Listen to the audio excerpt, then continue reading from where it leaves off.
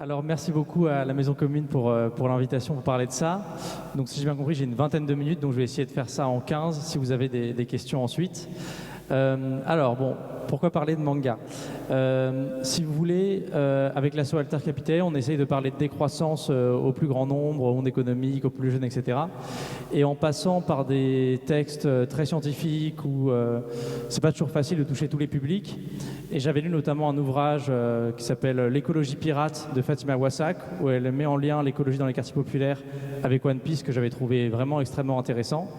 Et on avait fait ensuite une conférence au Festival de la décroissance, première édition, avec Ferris de Banlieue Climat. Et ce qui était super cool, c'est qu'on parlait d'écologie, de lutte des classes avec des mangas, et qu'on avait fait des chaises ouvertes. Et il y avait une petite fille je sais pas, 11 ans qui était descendue pour parler du féminisme dans One Piece. Et donc je m'étais dit, c'est quand même très puissant, parce que les mangas, c'est des choses que connaissent pas mal de générations. Et comme ils connaissent aussi bien le texte que toi, ça leur permet aussi aux plus jeunes de s'approprier ces concepts. Et du coup, j'ai rédigé un bouquin dans lequel j'ai relu beaucoup de mangas que j'aimais bien, à l'aune un peu de la décroissance, en me posant des questions de en quoi ces mangas parlent de critique du capitalisme, en quoi ils parlent de révolution, et en quoi ils parlent d'un monde utopique, je dirais post-capitaliste. Et donc, aujourd'hui, je vais vous parler d'un manga en particulier, qui s'appelle Full Metal Alchemist. Alors juste, qui a déjà entendu, rien que entendu le nom de ce manga, voire lu? Ah bah bon, ça fait quand même un bon tiers. Alors c'est un manga qui est publié entre 2000 et 2010. Alors il fait partie d'une catégorie qu'on appelle shonen. Alors les mangas shonen, c'est la catégorie dont vous entendez plus parler. C'est One Piece, c'est Naruto, Hunter x Hunter, etc. Et souvent en fait, dans ces mangas-là, vous avez en fait vous suivez des jeunes qui ont des valeurs très fortes et qui se mettent en collectif et qui sont souvent soumis à un pouvoir autoritaire, dur, souvent brutal, souvent violent. Et ils vont essayer de faire triompher ces idées-là. Alors, je vais essayer de vous expliquer du coup l'intrigue de Full Metal Alchemist et ensuite les liens que j'ai pu voir avec la question des limites qui nous intéressent aujourd'hui. Alors, Full Metal Alchemist, c'est quoi? C'est un monde, si vous voulez, on va dire que c'est début 20e siècle, et c'est un monde dans lequel la figure du scientifique, la figure du chercheur, a été remplacée par la figure de l'alchimiste. Et dans ce monde-là, il y a une règle assez simple. Quand vous êtes alchimiste, vous pouvez pratiquer ce qu'on appelle l'échange équivalent. Ça veut dire que si vous avez la bonne quantité de matière, vous pouvez créer un objet. Par exemple, vous voulez créer une table. Si vous avez, j'en sais rien, moi, la bonne quantité de bois, de fer, etc., vous pouvez créer la table. Et donc, vous avez donc ce monde-là. Et il faut savoir que dans ce pays-là, qui s'appelle Amnestris, c'est un gouvernement autoritaire très violent. D'ailleurs, le chef de gouvernement que vous voyez à droite s'appelle le Führer. Donc, voilà, c'est pas très subtil, mais on a compris que c'est un gouvernement autoritaire. Et vous suivez du coup des alchimistes. Et en particulier, vous allez suivre l'histoire de deux frères. Alors ces frères, c'est deux jeunes, voilà, ils sont très forts en alchimie, etc. Et en fait, ils vont perdre leur mère, et leur père se barre aussi. Donc ils vont se retrouver seuls, et du coup, ils vont essayer, si vous voulez, de faire revivre leur mère grâce à l'alchimie. Sauf que là, vous touchez à un tabou de l'alchimie. Donc comme en fait, ils vont, si vous voulez, dépasser un peu les limites en essayant En fait, ils vont essayer de rassembler tout ce qu'il faut pour faire un corps humain, et avec leur technique d'alchimie, de refaire revivre leur mère. Ça va pas fonctionner, ils vont se faire punir par l'espèce, on va dire, de Dieu, et qui va leur enlever des membres, des parties de leur corps. Il y en a un qui va se retrouver sans membre, donc son frère le sauve en fixant son esprit sur une armure, et l'autre il va perdre un de ses bras et une de ses jambes. Et donc voilà, donc les deux frères se retrouvent là, ok, ils ont, si vous voulez, brisé le tabou de l'alchimie, et donc ils vont se mettre à la recherche de quelque chose qu'on appelle la pierre philosophale. Alors c'est un truc dont vous avez entendu parler dans plein de fictions différentes, et puis même c'était à l'époque où l'alchimie était en vogue, un concept aussi. Mais dans Full Metal, ce qui est intéressant avec la pierre philosophale, notamment pour cette notion de limite, c'est que c'est une pierre qui permet aux alchimistes en fait de créer des choses sans respecter l'échange équivalent. Ça vous donne un pouvoir qui vous permet de créer des choses sans avoir les matières nécessaires pour le faire. Et donc ces deux frères vont se mettre à la recherche de cette pierre, alors pas pour un grand pouvoir de domination du monde, hein, ils veulent récupérer la pierre. Ils ont compris que récupérer leur mère, c'est impossible, mais pour récupérer leurs membres, ce qui serait pas mal. Et donc ils cherchent du coup la pierre philosophale, sauf qu'ils vont se rendre compte de quelque chose de vraiment intéressant, c'est que le gouvernement fait déjà des recherches sur cette fameuse pierre philosophale, et qu'en fait, créer la pierre philosophale demande des sacrifices humains. Donc le gouvernement en fait a commencé en utilisant les prisonniers de guerre et en les tuant pour créer de la pierre philosophale. Et ensuite, ils vont carrément, et ça c'est quelque chose qui est nommé comme tel, donc c'est un sujet quand même assez lourd dans Full Metal, ils vont aussi perpétrer un génocide à Ishval, qui est un pays, on va dire, oriental dans Full Metal, et ils vont en fait, de toutes pièces, monter un génocide pour pouvoir avoir plus de pierres philosophales. Et donc, premier truc intéressant que je souligne ici, c'est plus un propos général, mais souvent on entend dire, alors on l'entendait à l'époque du Club Dorothée, et encore aujourd'hui, quand on voit l'engouement des jeunes autour du Pass Culture, ah les mangas, c'est juste des gens qui se crient en tapant dessus. Bon voilà, souvent c'est des concepts politiques beaucoup plus intéressants quand on regarde un petit peu, et c'est le cas dans Full Metal. Donc ils vont découvrir ça, ils vont découvrir que cette pierre philosophale en fait nécessite le fait de tuer des gens, et donc ils vont moralement se dire on ne va pas l'utiliser.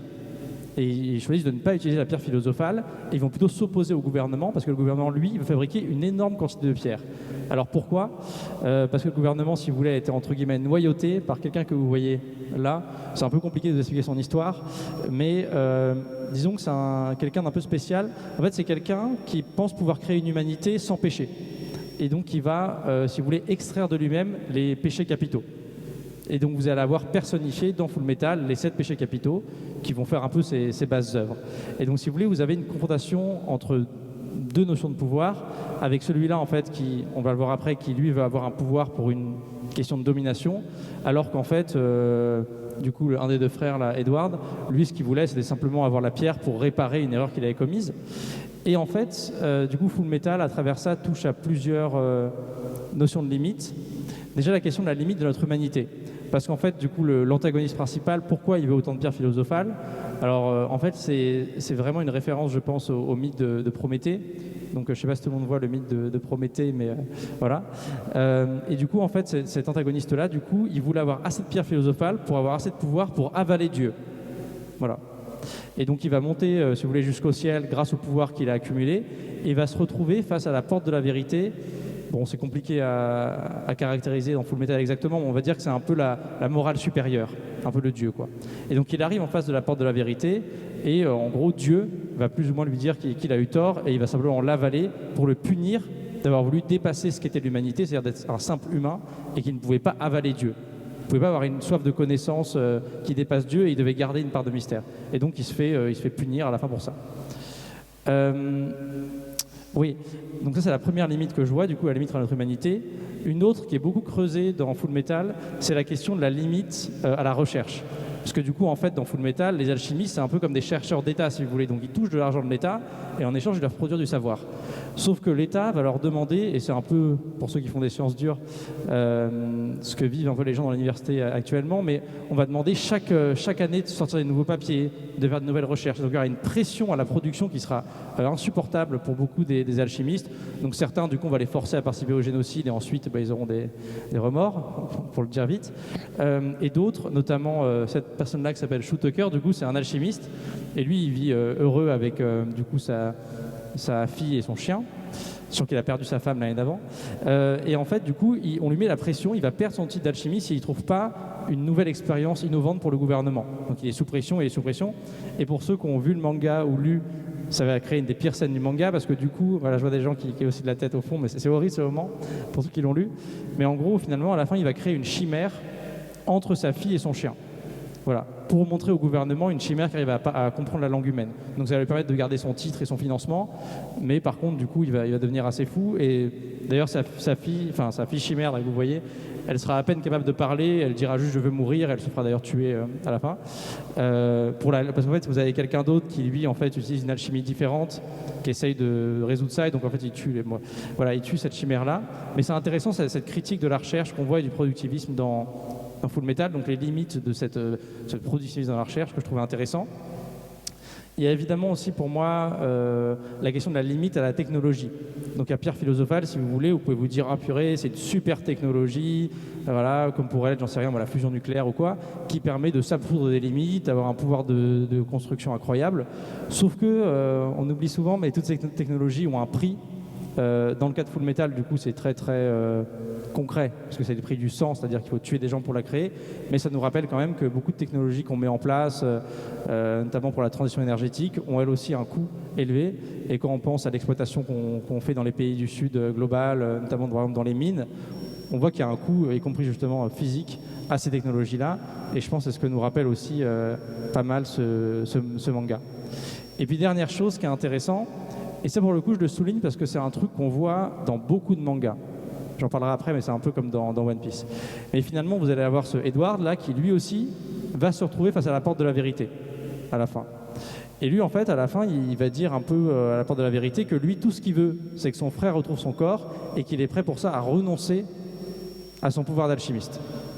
Et à la fin, d'ailleurs, il va perdre son pouvoir d'alchimiste et enfin, il va le dire du coup à la porte de la vérité en disant « Moi, ce qui compte, c'est pas le pouvoir que j'ai accumulé à travers cette aventure, mais c'est les liens sociaux que j'ai tissés, c'est mes amis, etc. » Et donc à la fin, vraiment, c'est un peu la morale, quoi. C'est-à-dire qu'il renonce à son pouvoir et il revient heureux sur Terre pour vivre dans la convivialité en expliquant que le plus important pour lui, c'est les liens sociaux et non pas le pouvoir. Et ça, c'est un truc que tu vois dans énormément de mangas. Par exemple, pour prendre le plus connu, One Piece, vous avez Luffy, et souvent les gens qui ne lisent pas One Piece se disent « Ah d'accord, c'est un pirate en fait, il est à la recherche du One Piece parce qu'il veut un gros trésor, etc. » Bon, c'est des gens qui n'ont, je pense, jamais lu le manga qui disent ça.